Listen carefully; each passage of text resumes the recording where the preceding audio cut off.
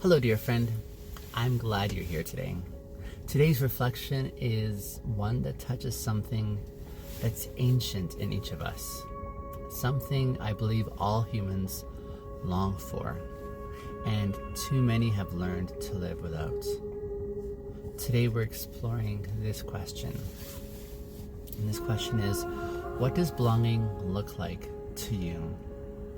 And can you remember a time you felt it? This is deep heart work, and I want to name it right away.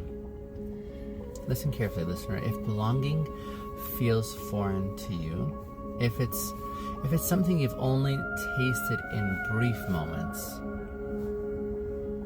you're not broken. Your desire for belonging is not a weakness. It's wisdom. I think it's sacred. And it points towards something real that you're meant to explore.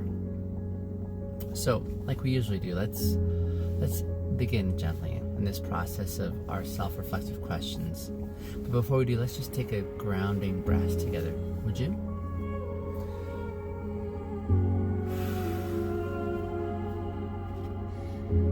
Now, dear listener, ask yourself, what comes up for you when you hear the word belonging? Does your body stiffen and tighten or soften?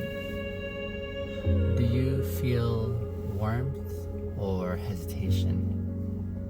And what emotions rise up for you? Is there hope, maybe? Sadness? Confusion? See, this question lives in the body, doesn't it? Not just the mind. Because I think belonging isn't just an idea. It's more of a felt sense, right?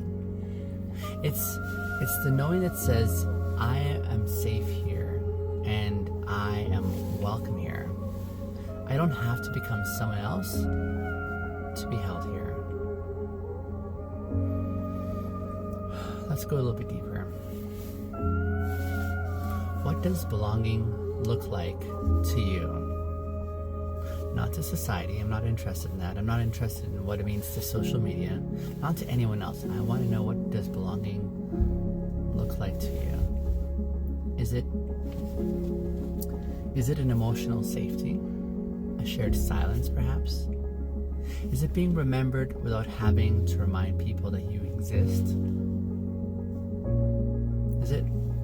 Is it a spiritual resonance? Or maybe a physical closeness? Is it laughter that doesn't come at your expense? And here's a question of integrity. Are your current friendships and spaces, are they aligned with your definition of belonging? Because when we talk about integrity, we mean this. Does what I say I want match how I'm actually living? And if not, where did I learn to settle?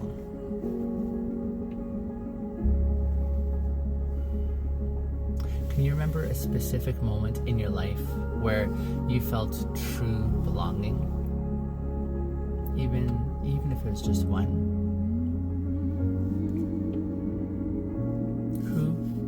Who were you with at that time? And what made that moment feel different from all the other ones?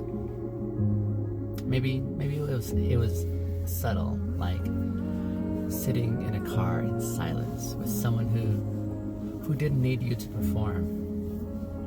Maybe it was loud, like dancing in a room where no one cared how you moved. How long did it last? And what stayed with you afterwards? Even brief tastes of belonging can shape our hearts in lifelong ways. They become this reference point for what's possible, right? And that's why it matters to remember these moments. Have you ever mistaken fitting in for belonging? I know I have. Fitting in says something like, don't stand out. Don't bring too much of yourself, right? Adapt or be alone. Belonging, on the other hand, says, come just as you are. Like, your full self is safe here. But many of us, we've stayed in relationships or groups where our presence was tolerated, right? It wasn't necessarily celebrated. But what did that teach you? And what emotions come up when you reflect on the places where you haven't belonged?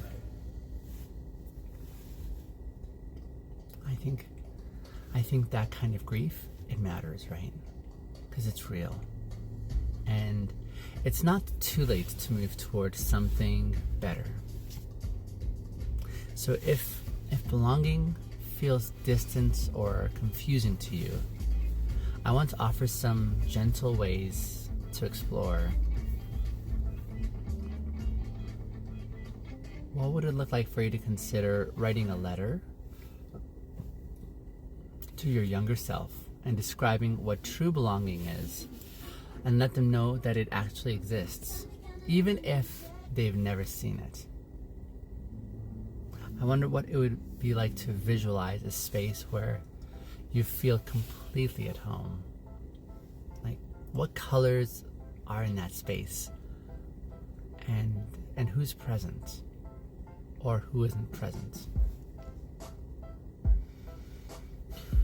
Ask yourself, if I could design belonging from scratch, what would it feel like in my body?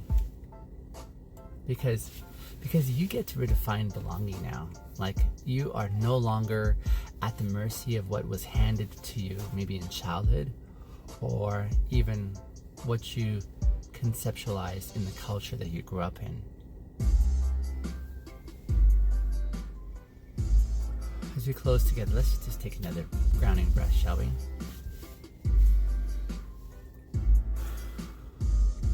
Let everything you've remembered and longed for and even questioned in these reflections, let it just gently settle inside of you.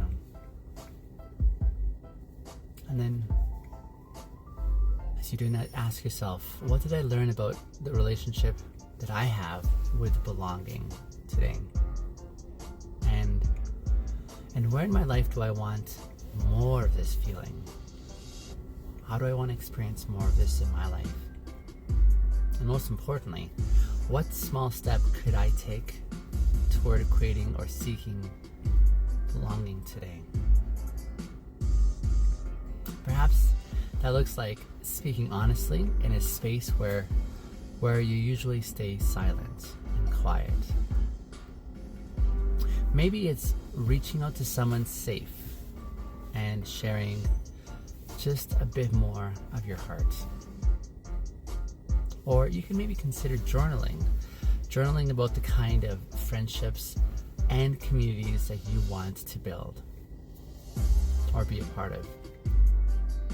Because here's the truth, my dear listener, you're not too different. You're not too much. And you're definitely not alone. Because belonging is not something you earn by shrinking and making yourself small. It's something you awaken by being present. It's by showing up in integrity as your true self, and by inviting others into intimacy, the real kind where masks are optional and truth is honored. You belong, and the thing is, you always have belonged. And if you haven't felt it, you still can, because you are worthy of it. Thank you for being here. I know we covered some very challenging reflection questions, but thank you for being courageous and